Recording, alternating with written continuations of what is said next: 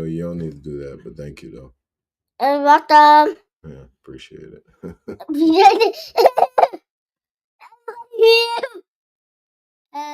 Right, baby. He's so funny and be about it. Thank you. I got it.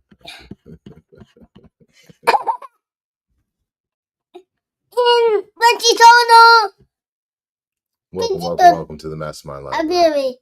I am not funny in the valid. Here that is in the daddy shooter. You can go there. Here and then me. And Bobby shooter. And daddy and Siri. Daddy and Siri. He holds a Bobby. It's so funny. And be a ballad in 2000. Thank you very much, Trigger. That was an amazing introduction of our live audience and of yourself.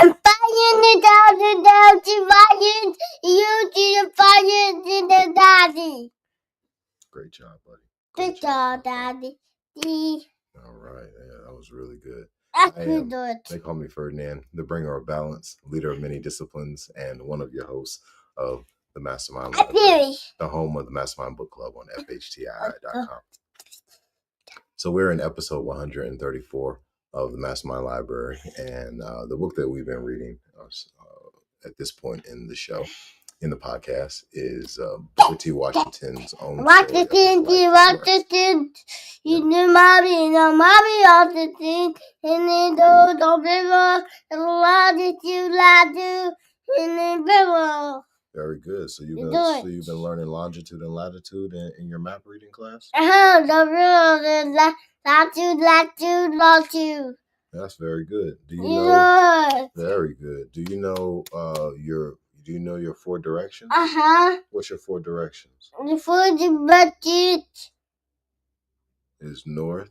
It's north. East. South. And west. Very good. That's your 4 directions. Daddy, mommy, and you, and Titi. Yeah. Good job. Very good. Good job. Yeah, you're doing real good. Proud of you. I proud you. Thank you.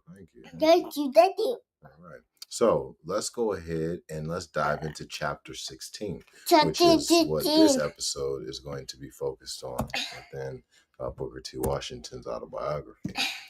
All right. So here we go. Chapter 16, The Visit of President.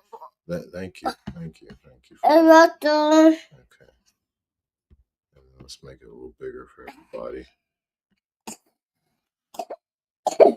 Oh, all right. You ready for nap time? All right, cool. That's good. All right, let's do nap time. The visit of President W.M. McKinley to Tuskegee. Soon after starting the Tuskegee Institute, I earnestly desired to have the President of the United States visited. The chance of securing such a visit seemed to be so unattainable that I dared not mention it to my nearest friend. Still, I resolved that such a visit should be made. The more I thought of it, the more I became convinced that there was but one way to secure the attention and the interests of the President of the United States, and that was by making the institution so useful to the country that the attention of the President would necessarily be attracted to it. From the first day that the school was opened, I tried to impress upon teachers and students the fact that by reason of our former condition of servitude and prejudice against our color, we must try to perform every duty entrusted to us, not only as well, but better than anyone else, so as to receive proper consideration. Today, this is the spirit which pervades the entire school.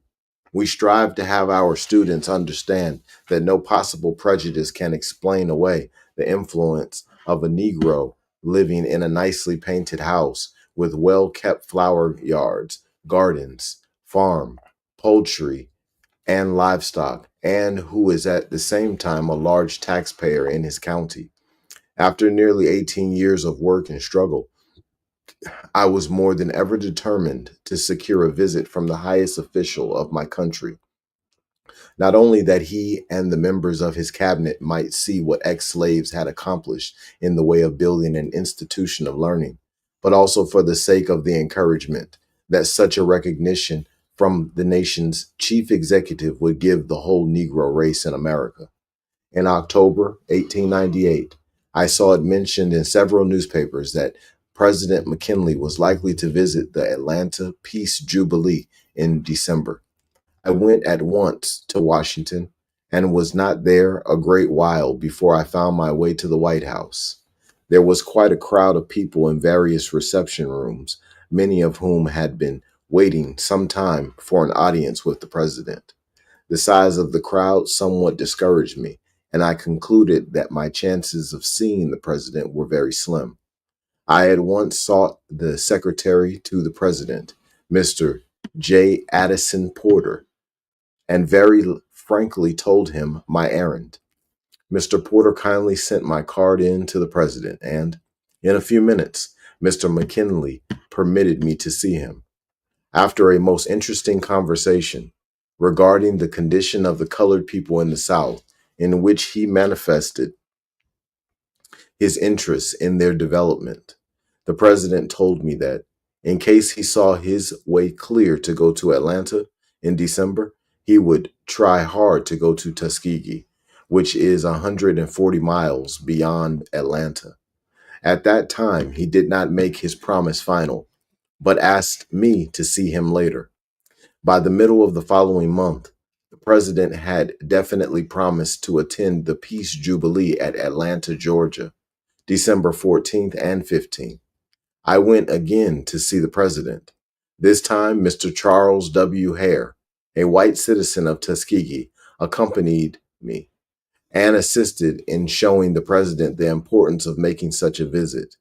While the question was being discussed with cabinet officers, one of the oldest and most influential white citizens of Atlanta, one who had been a large slaveholder and who is now an active Democrat, stepped into the room.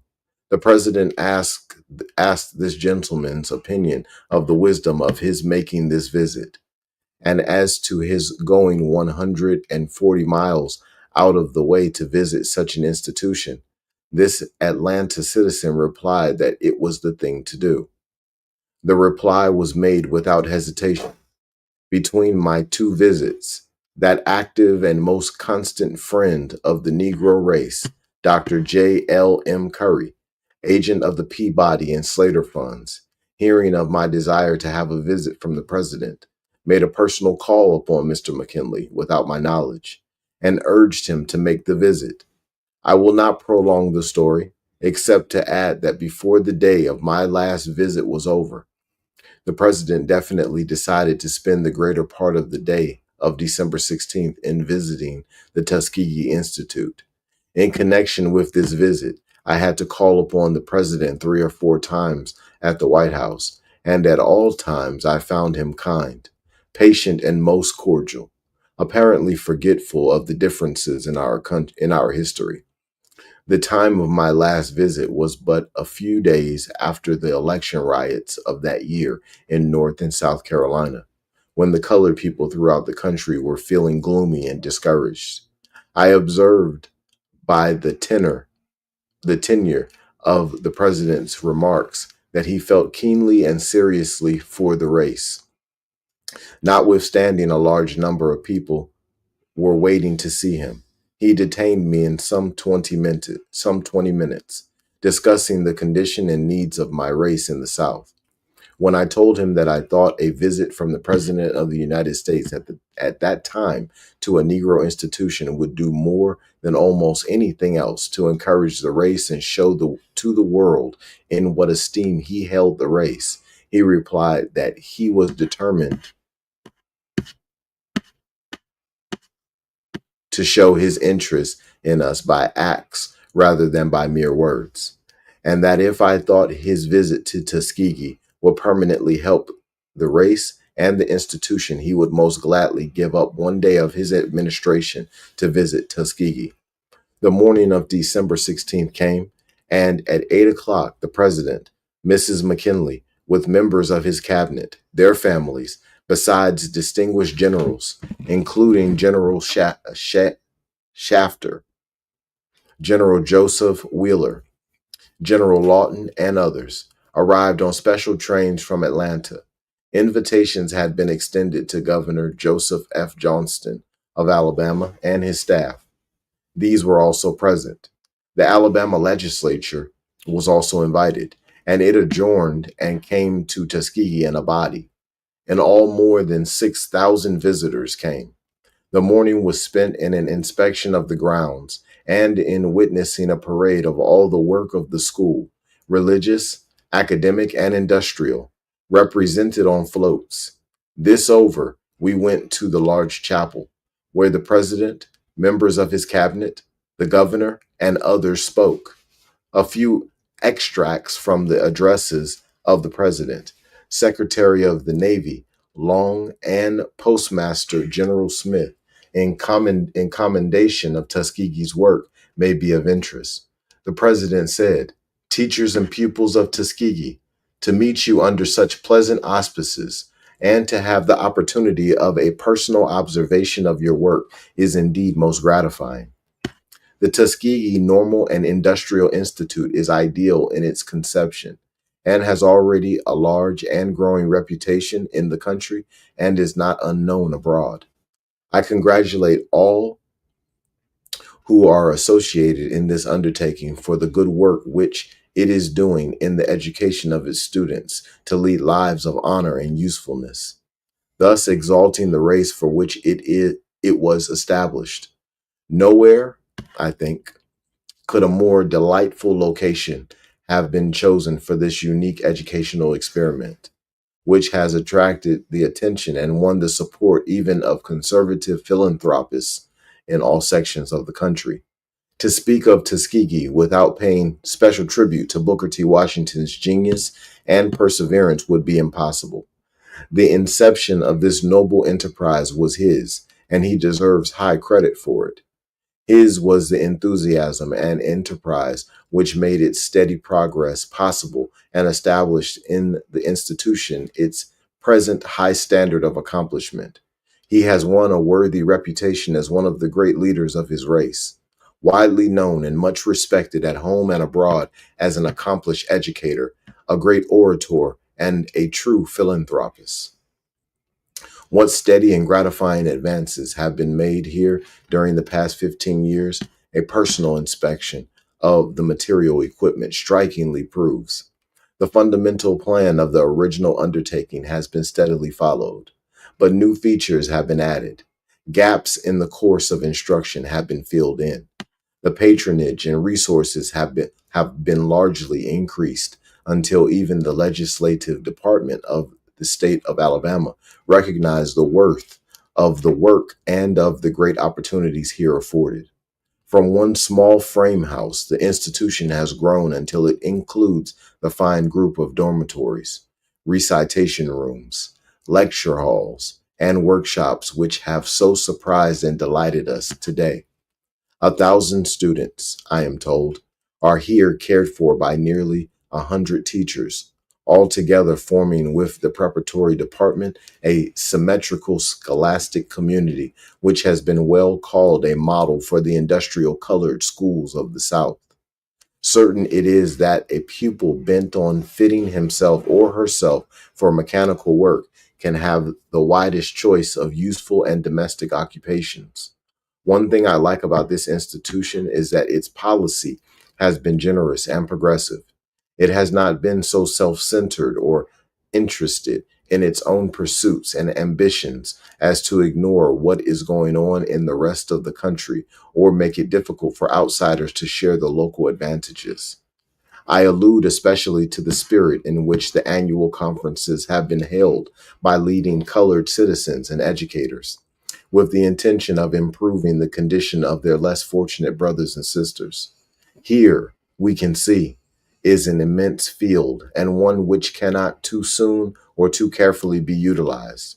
The conferences have grown in popularity, and are well calculated not only to encourage colored men and colored women in their individual efforts, but to cultivate and promote an amicable relationship between the two races, a problem whose solution was never more needed than at the present time.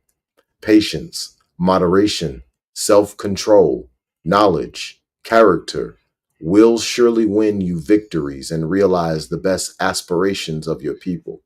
And evidence of the soundness of the purpose of this institution is that those in charge of its management evidently do not believe in attempting the unattainable, and their institution in self-reliance and practical industry is most valuable. In the day and night, schools many branches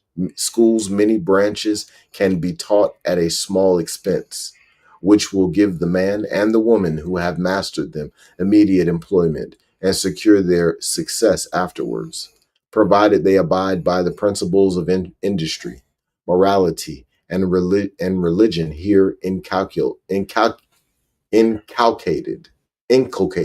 Excuse me. In common with the Hampton Institute in Virginia, the Tuskegee Institute has been and is today of inestimable value in sowing the seeds of good citizenship.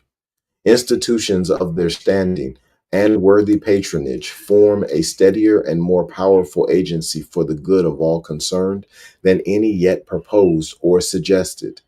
The practical is here associated with the academic, which encourages both learning and industry. Here you learn to master yourselves, find the best adaptation of your faculties, with advantages for advanced learning to meet the high duties of life. No country, epoch, or race has a monopoly upon knowledge. Some have easier, but not necessarily better opportunities for self-development. What a few can obtain free, most have to pay for, perhaps by hard physical labor, mental struggle, and self-denial. But in this great country, all can have the opportunity for bettering themselves, provided they exercise intelligence and perseverance, and their motives and conduct are worthy. Nowhere are such facilities for universal education found as in the United States. They are accessible to every boy and girl, white and black.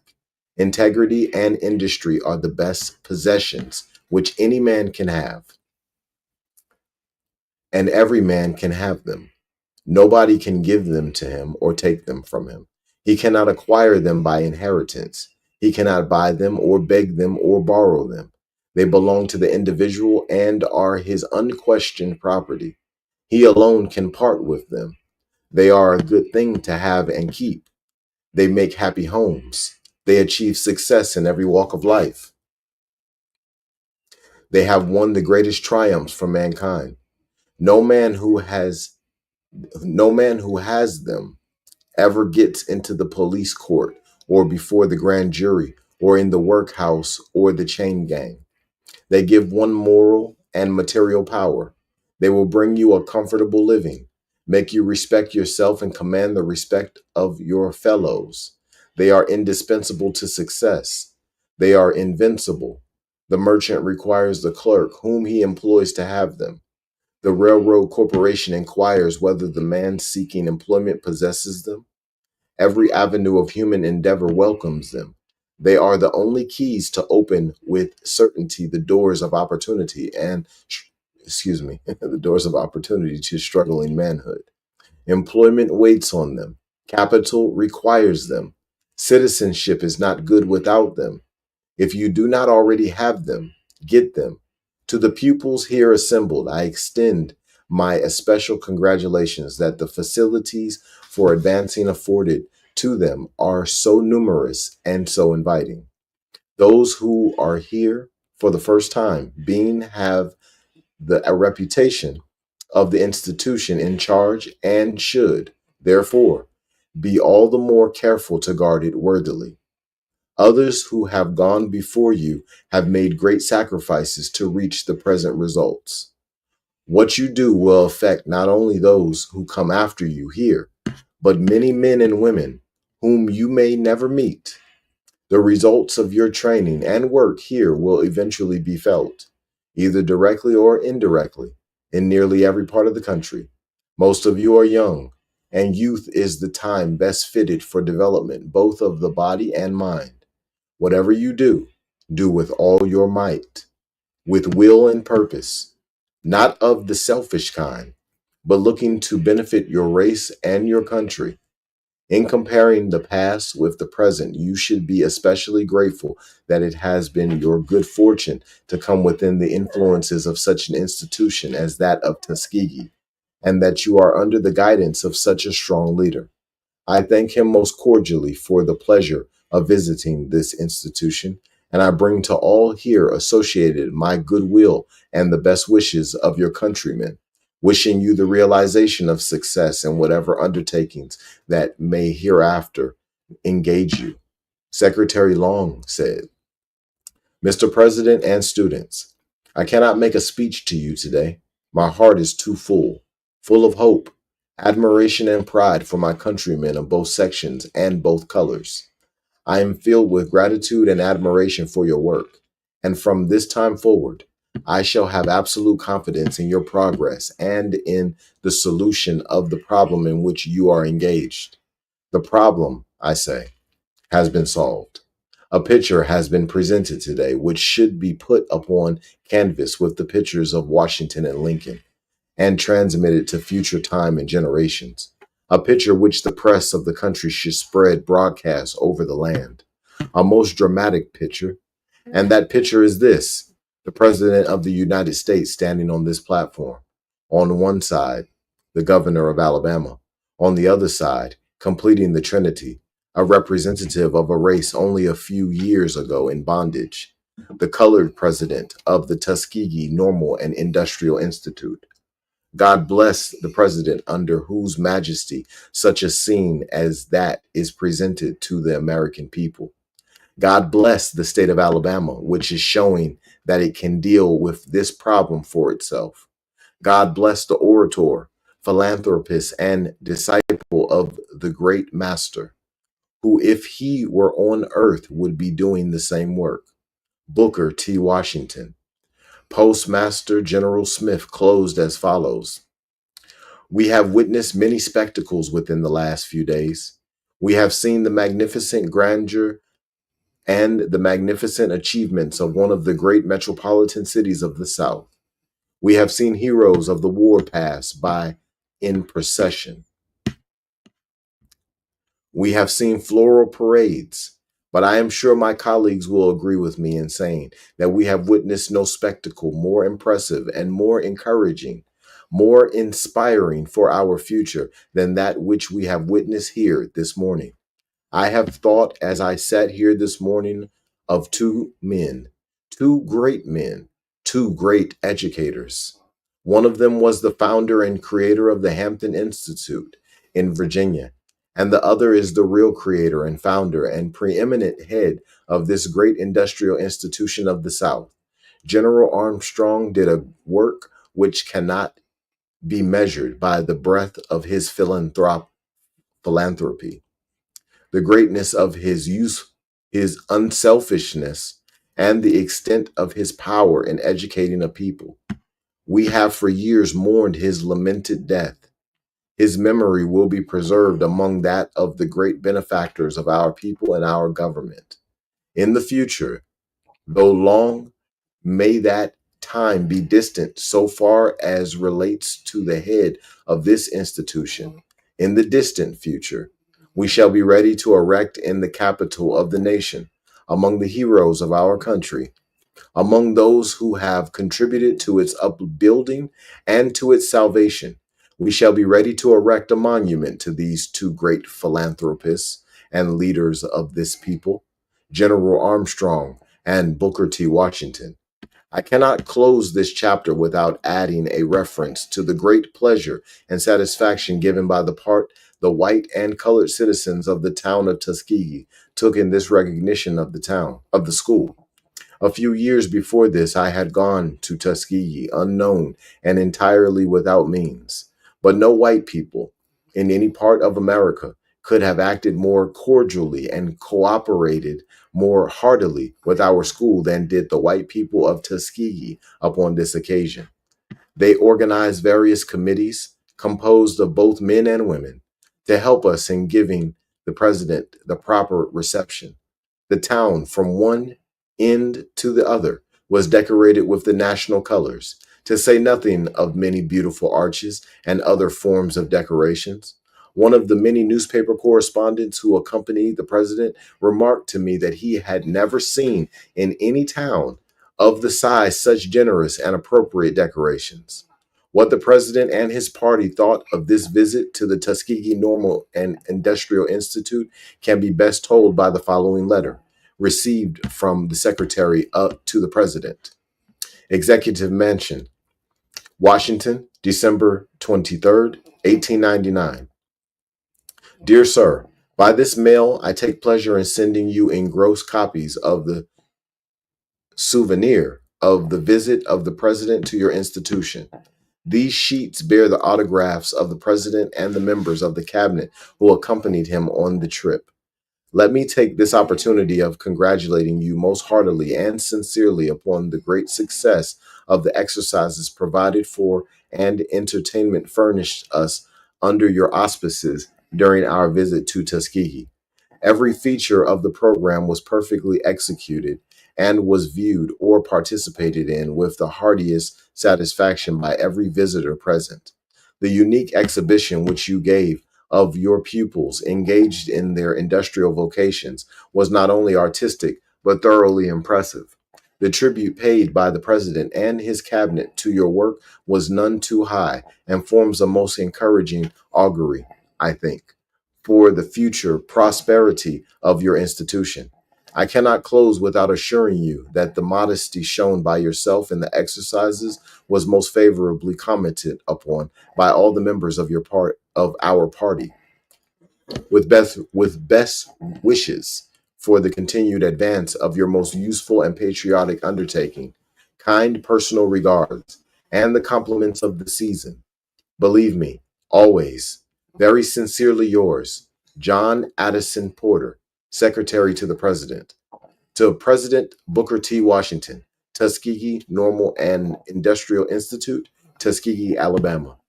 The impression which this visit of the president, members of his cabinet, and other distinguished visitors made upon the teachers and students of the Tuskegee Institute cannot be overestimated. It inspired the teachers and students with new life and hope, not only in the work of the president, but in that of the future. It did more.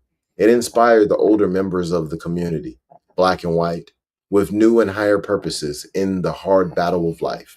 It made us all feel as if we had never felt before, that we were in a higher and nobler sense citizens of the great republic, and that the President of the United States was our president in soberness and truth, as much as he was of the people of larger and more pretentious communities than ours. And that concludes chapter 16. On our next episode, we'll be coming back with chapter 17, the Tuskegee Negro Conference. And that concludes our episode, y'all. Y'all be blessed and expose your gift.